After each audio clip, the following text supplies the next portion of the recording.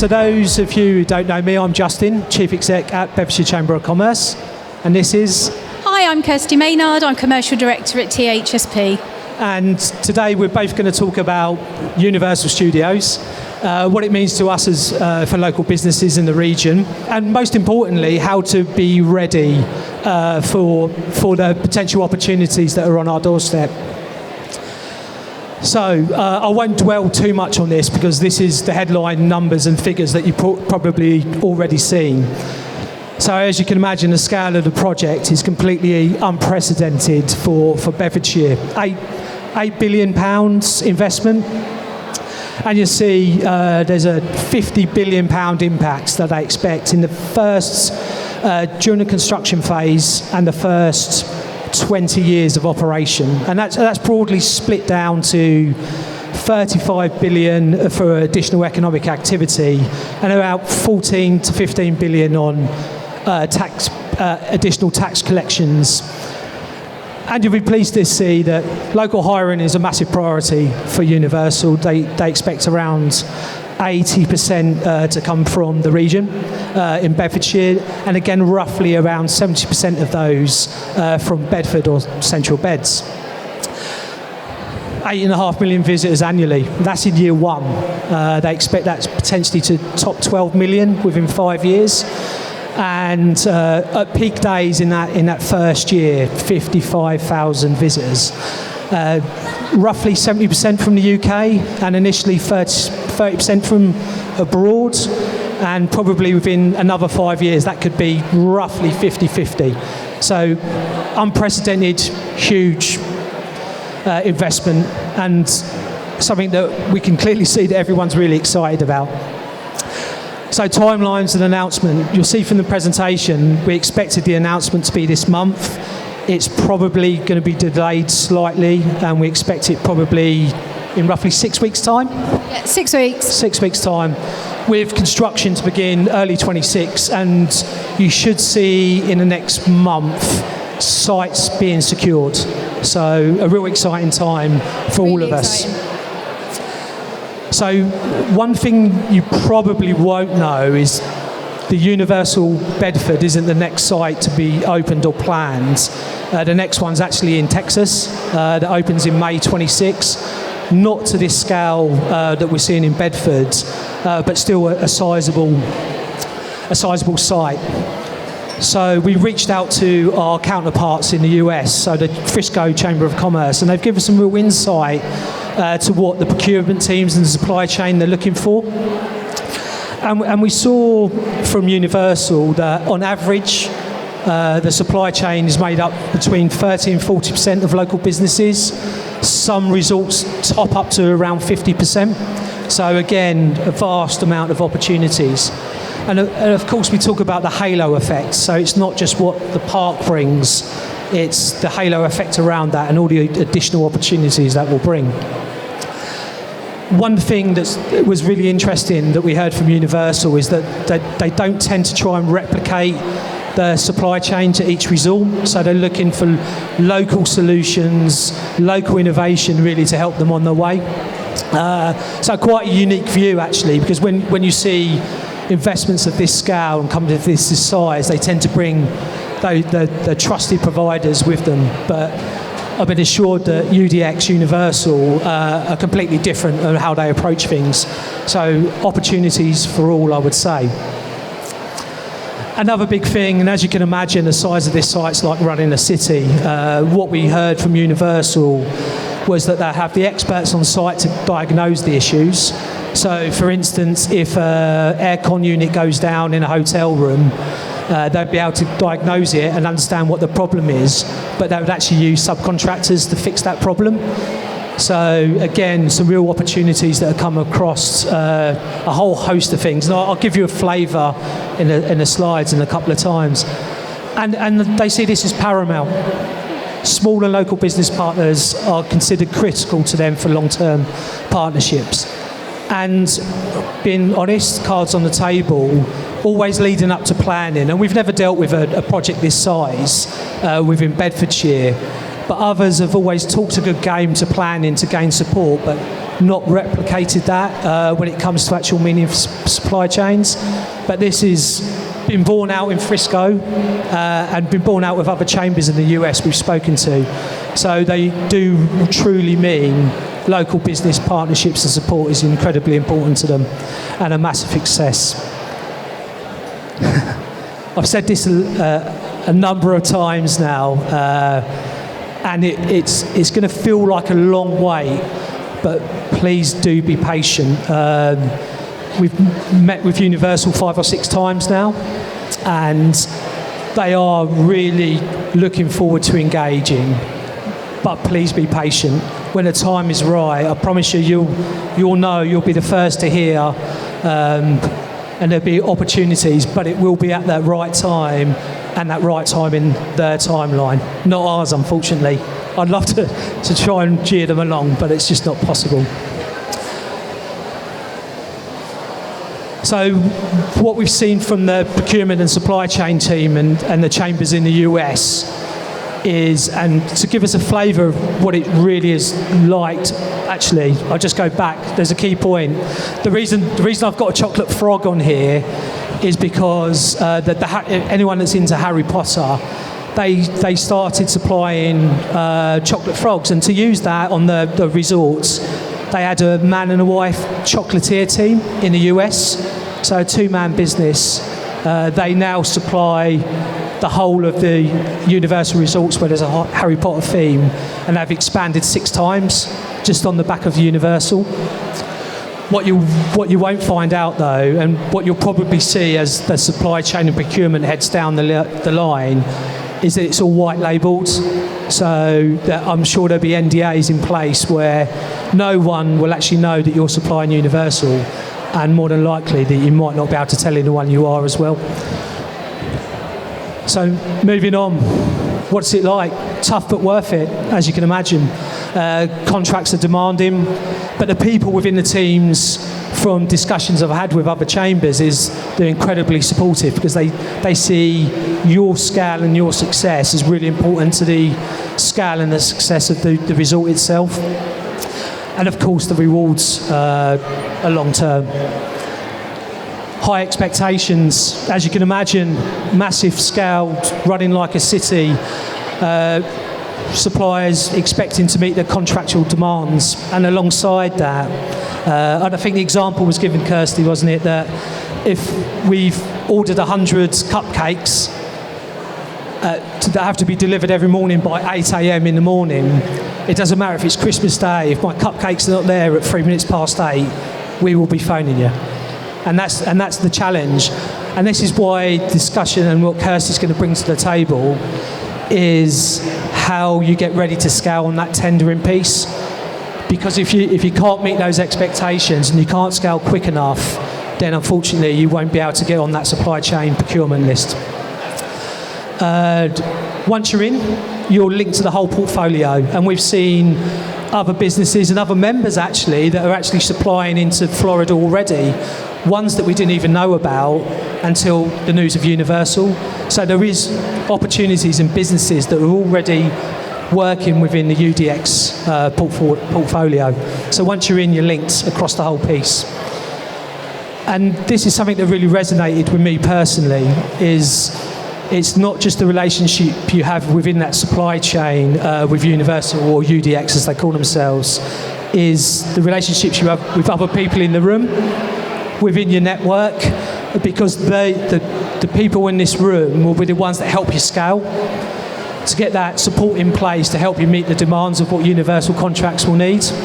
I can give an example personally, not with Universal, but we had to sign an NDA as a chamber to work with a large organisation in Bedfordshire, and I failed at the first hurdle because I didn't have cyber essentials, and I couldn't even sign that NDA, so it delayed the process for a number of weeks until we got through that. And it's actually Jam Crackers that are here today that helped me through that process. So if you have got some cyber security concerns, definitely go and find Richard at Jam's Crackers, because he sorted me out. But it just goes to show that you have to have things in place now for the opportunities that will be coming down the line. This is from Frisco, so again, it's not unique to Universal here, but this is what they were looking for in Texas as a chamber. Just a small part, and you can see it ranges from security down to balloons. I see Kirsty is looking at a watch, so I'll hurry up. You probably have 2,000 businesses already have, but if you haven't, there's a supplier form that you can register your interest of being a supplier at Universal. So take a picture and you can sign up there. Pretty much the last thing, and I promise, and I'll hand over to Kirsty. Universal's a massive opportunity and a massive investment of scale that's coming into the county, but there is another 4 or 5 billion that's coming pretty soon in the next 5 years. Expansion at London Luton Airport, 2.5 billion. Luton Town Football Club's new stadium, I think that's now 400 million. Development Luton Who, East West Rail, redevelopment of Vauxhall plant, and Marshall Aerospace relocating. So there's a huge amount happening in Bedfordshire, unprecedented in the next 5 years, which we're all excited about. So last thing before I hand over to Kirsty is, as a working group, as a chamber, we've launched a Bedfordshire Opportunity Exchange. So we're working together now to make sure we understand the opportunities that are coming down the line, to make everyone in this room aware of the possibilities and the opportunities that are coming. So watch out for BedX, watch out for us as a chamber, because we'll be making sure everyone knows what's coming down the line. And that's it from me. So I'll pass over to you, Kirsty. Hi everybody, can you hear me? I know there's been some problems with sound, so hopefully it's loud enough. Universal Studios Bedford is going to transform our region. Justine's already touched on the figures, but £50 billion of economic impact over the next 10 years, 20,000 jobs in the construction phase, and then 8,000 jobs when it opens. To put that in context, it's like trying to build a new Bedford town centre every year for the next 10 years. That is a huge opportunity for us all, and it's happening on our doorstep. But the risk for us all is missing out. The reality is opportunity doesn't automatically mean access, and the businesses that start to prepare now, they're the ones who will win. I've spent 20 years helping businesses prepare for growth through compliance, and I've seen where bids are lost, but I've also seen where they're won. So in the next 15 minutes, I'll take you through some practical solutions to help you get ready so that you can capitalise on this once-in-a-generation opportunity.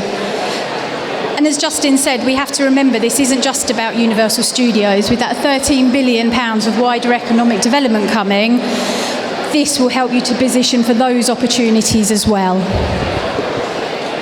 So hands up, who here has already registered as a potential supplier on the Universal link? Oh, that's great to see, but there is a lot of hands down. In Frisco, long before tenders were issued, they ran procurement pathway seminars. Business who was engaged at that stage was starting to engage with Universal and those tier 1 contractors. It put them in a better position in the long run. And hopefully today I can help you to understand where you might fit into the supply chain. In large developments like this, we tend to see a tier 1, tier 2, tier 3 framework. Tier 1 is the main contractors. That's the businesses that work directly with Universal. Tier 2 are the specialists, the trades, and the structural engineers, the people that are working on the project. And then Tier 3 is the local suppliers. And here's how that works in practice. Tier 1 are the businesses that will engage with Universal. They will then engage with Tier 2 contractors, and Tier 2 contractors will engage Tier 3 contractors. And it all sounds quite complicated, but ultimately, Tier 1 will have responsibility for that entire supply chain. And this doesn't just apply to construction, it's across a whole ecosystem of building that park. And where local businesses fit in will be that Tier 2 and Tier 3 of the supply chain. Universal will set the pace, but every tier will have to help deliver it. And that means that you will all be expected to stand up to the same standards as those Tier 1 contractors. As Justine touched on, this won't be easy. it takes a long time, and for Tier 1 contractors it can take up to 6 months to become accredited. So they will expect you to have the same standards as them. And early movers win. And how can you prepare early? Well, first, register, make sure you're visible to Universal. And secondly, become members of the Chamber of Commerce. The Chamber of Commerce will keep you up to date with what's going on and the opportunities that are coming down the stream. I didn't pay her to say that, by the way. No, I haven't been paid, I haven't. But it's those networking opportunities that are so important. You're all here today because you want to know what's going on, but these events are few and far between. For those regular updates where you actually find out what's going on, the Chamber will be so important. And I have a question for you all. If a Tier 1 contractor asked you to provide a health and safety policy today, could you do that? Hands up. Oh, that's good to see. Excellent. In the Procurement Pathways seminar, compliance was king. The businesses that showed that there was no uncertainty and that they managed risks were the ones that did well. Procurement is risk management, and the strongest businesses remove that uncertainty for buyers. And that's through policies, through records and professional oversight. Most SMEs don't lose out because they're not capable of delivering. Most SMEs lose out because they haven't got strong paperwork.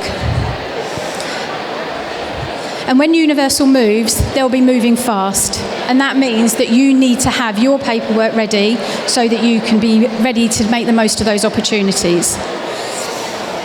So, an early movers win, but trust and compliance are where you'll have a competitive advantage.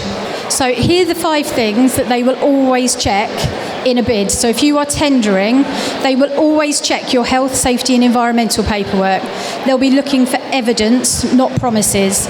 They'll want to see your health and safety policy, and they'll want to have seen that it's been updated in the last 12 months. They'll also want to see your risk assessments and your method statements, and making sure that these match the activities that you're actually undertaking. They'll also look for accident stats and evidence of your training. And they'll be looking at your HR and your workforce. Are you legal, fair and transparent? Have you got employment contracts, right to work checks? And have you got policies that cover equality, whistleblowing and modern slavery? Tier 1 contractors and Universal will be looking at how you manage your subcontractors and how you manage your business. They'll also check your insurance and your financial stability. You'll need to show that you've got public liability insurance, and you'll need to have access to your accounts to show them that you can scale and that you're financially viable. They'll look at your data security and your GDPR. They'll want to know that you can manage GDPR risks and that you've got a level of cybersecurity. And they'll look at your competence. They'll want to make sure that you can evidence that you've trained the people that you said that you've trained. It's not about piles of paperwork, it's proving how you manage risk. And if you can evidence all 5 of those things, then that's a good start. But if you can't, that's where you need to start. That's the roadmap for you to make the most of this opportunity. And procurement teams typically score your bid 40% technical, can you deliver what you've said that you're going to do? 30% on commercial, is your bid viable and can you sustain the costs that you've put in? And then 30% on compliance and social value. That means that even if your price isn't the lowest, you can still win the bid, because 2 bids that look the same on paper can be different with social value and compliance. Compliance isn't a burden. I know when people say health and safety, it's an automatic, oh, that's boring. But it's how you outscore bigger businesses. And how many of you find that compliance takes up your time that you could be using working with customers? I'm sure that you all spend a lot of time on policies and GDPR that you don't need to. Health and safety, ISOs, all of that takes up time. But Tier 1 contractors are going to audit the paperwork you put in front of them. And if it's weak, you won't get through. We once worked with a contractor who lost out because their accident book was blank. It wasn't because they hadn't had any accidents, it was because they couldn't evidence that they'd logged their near misses. But an hour with an expert, that was fixed, they were able to bid again. And this is where experts can change the game. health and safety consultants that give you policies that are watertight and stand up to scrutiny, HR companies that can provide you contracts and information that shows that you treat your workers fairly, GDPR experts can put together privacy documents for you, ISO auditors walk you through the accreditation. Please don't think that you have to do it all your own. There's lots of experts in this room today that want to help. THSP are here, Cognisco are here, Leonard Business Services, there's other HR companies. Today, take the time to speak to one organisation that could take a compliance worry off your plate to allow you to focus on the time to bid for business. And Justine's talked about the relationships that we all have. But what looks stronger to Universal and Tier 1 contractors is a complete unit, and that's collaboration within your network. In Frisco, Universal told SMEs, don't show up as alone, show up as a package. Universal and other Tier 1 contractors love supplier clusters because they look scalable, they look resilient, and they look as an integrated team and contract ready. Collaboration is not weakness for your business, it's how you look bigger than you are. It's how you get through the door. So this month, look for 1 or 2 local partners that you could work with and use the Chamber as a supply matchmaker. They have access to businesses all over the county and they can act in that capacity for you. And now we'll talk about credentials because you won't be able to work at Universal without proof.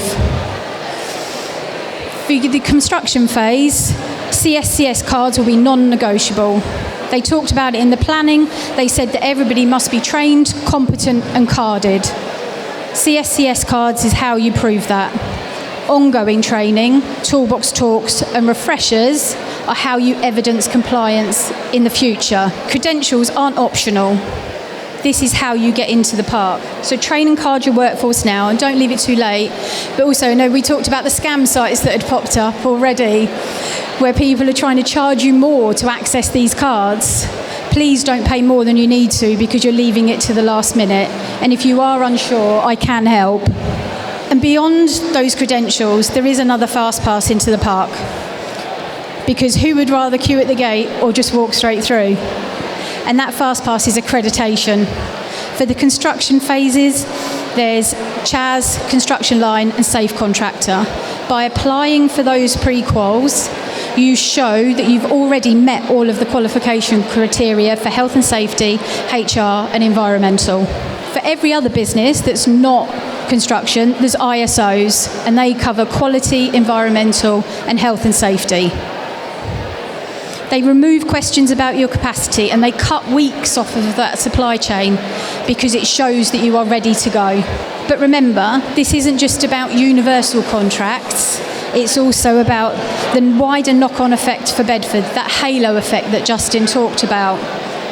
Because it's not just the companies working inside the park that are going to benefit. Universal supply chain is just the beginning.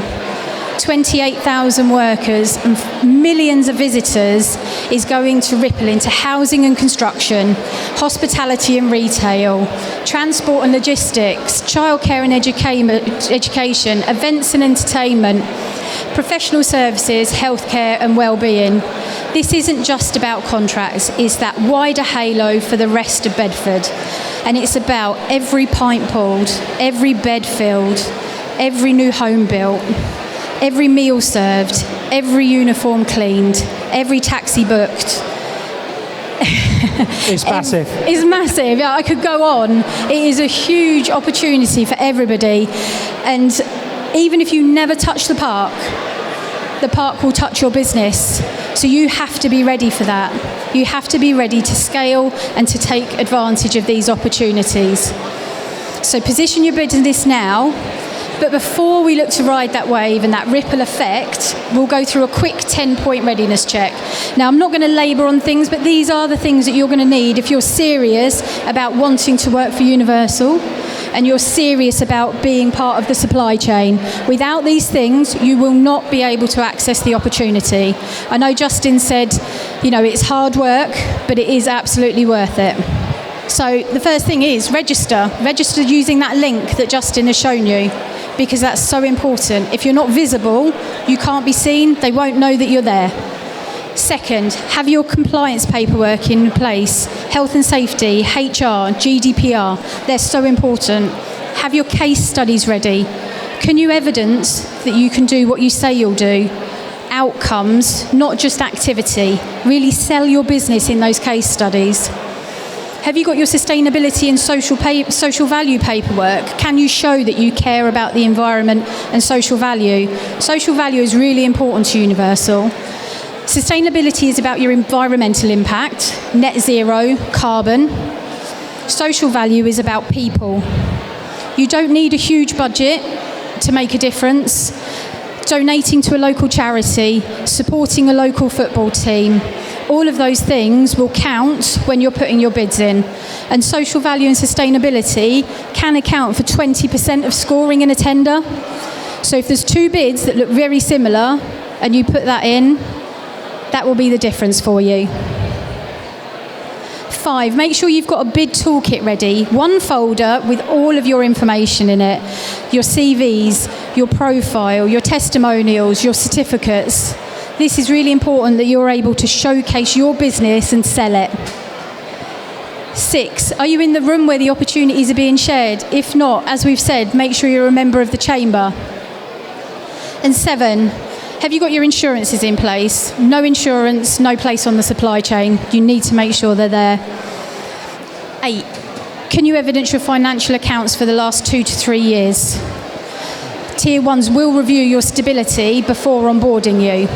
9, have you got your training and compliance records?